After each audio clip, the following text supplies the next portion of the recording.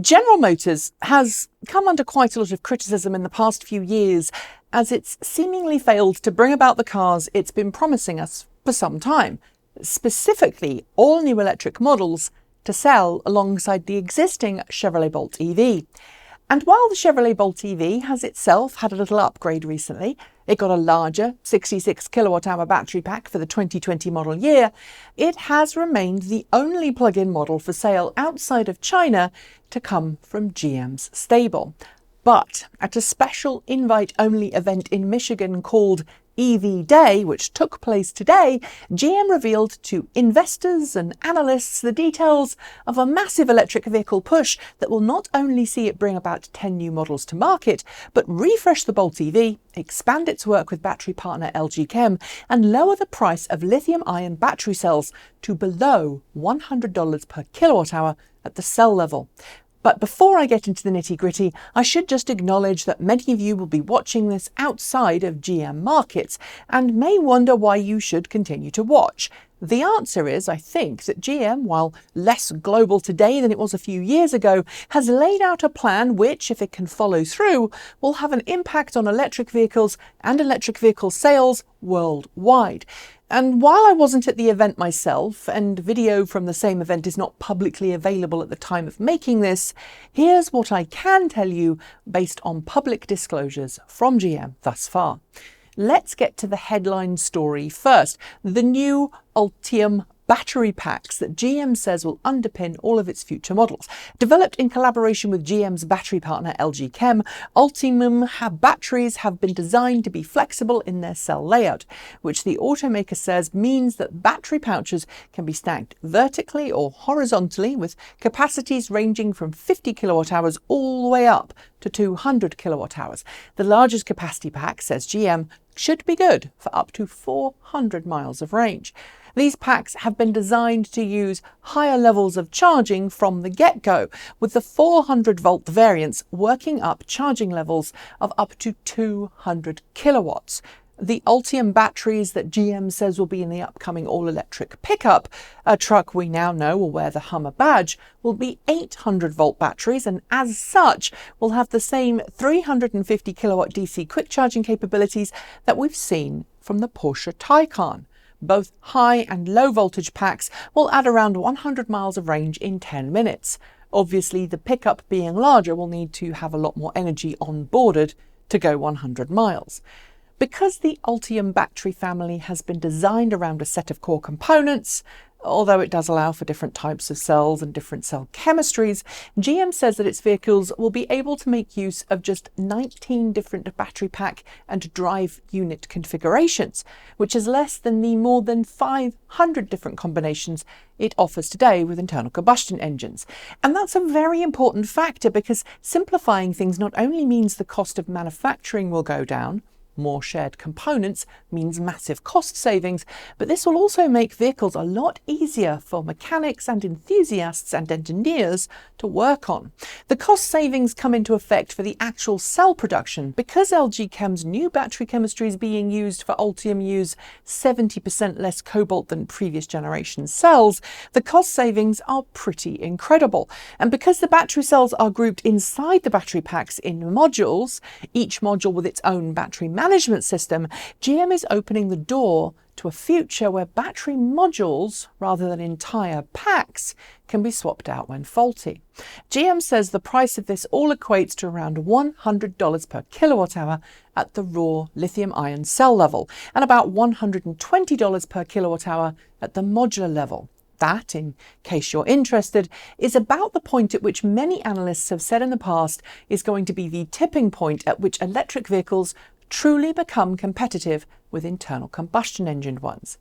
To make these cells, GM and LG Chem are pouring $2.3 billion into a new battery production facility, which will make upwards of 30 gigawatt hours of cells per year. We're going to see construction for the same start in Lordstown, Ohio this coming April. Powering all of these vehicles will be a series of new motors developed by GM in-house for its new cars, the lowest power of which will be a 180 kilowatt unit, while the most powerful will be a 250 kilowatt unit. And that, in case you were wondering, is how GM is claiming 1,000 horsepower will be in the Hummer EV that we'll see very soon. Which brings us to the rest of the news from today, the planned models coming to market. In GM's official presentation, GM CEO Mary Barra confirmed that GM would be rolling out a slew of new electric vehicles in the next few years. In total, 10 new models will be rolled out between now and 2023. And no, I'm not talking Chinese-only vehicles. By the end of this year, we will see a new version of the Chevrolet Bolt EV, followed in 2021 by the 2022 Chevrolet Bolt EUV. We're also going to see the Hummer EV for the first time on May 20th, at which point we'll learn more about its massive battery pack, as well as see the official unveiling of the first all-electric Cadillac sometime this April. Although those there got to see 10 new models presented, NDAs and restrictions have prevented these details from being shared, which is why we don't have any video to share right now. And remember, this event was primarily aimed at analysts and industry insiders rather than the general public. But we have heard some snippets from the event. The 2021 Bolt EV, we're told, gets some much needed improvements inside, with a much higher quality interior, much nicer seats, and a redesigned gear shift system. The battery capacity, though, remains the same as the 2020 Bolt. But as far as mid-cycle refreshers go, remember, the Bolt premiered 3 years ago, so it's due that all-important mid-cycle update. It's not sounding all that bad at all. Following on from the Chevrolet Bolt EV refresh, we'll see the official launch of the Bolt EUV later this year, a car that's just about ready for production based on the folks we've spoken to, but will have a 3-inch longer wheelbase than the Bolt EUV. It will feature the same battery pack and front-wheel drive system, but will offer a much more utilitarian space to cater to those who prefer crossovers. Interestingly too, it will feature GM's Super Cruise hands-off driving system, the first non-Cadillac car to have it. For those who don't know, it's not a fully autonomous system in the same way that autopilot is not fully autonomous yet. But rather than keep your hands on the wheel to prove you're there, a la Tesla's autopilot, there are sensors that track driver eye movements to make sure you're keeping your eyes on the road, even though your hands may not have to be on the steering wheel. We'll find out more about that car later this year ahead of a production launch next. The next 2 models to follow on from this will be the Cadillac EV, which we've just seen teaser images for, and the GMC Hummer SUT, both of which I've already said will be revealed this spring. While we don't have any details to add to what we already know about these 2 vehicles prior to today, we do think we'll hear more in the next few months, so get ready for a severe push of information from GM. So that's it. That's everything we've learned from today and GM's sudden push towards more electric vehicles. With so many people still completely against GM electrics because of the EV1, and so many people simultaneously moaning because GM hasn't made enough electric vehicles, the next few months are going to be very interesting indeed to see how this latest news is received.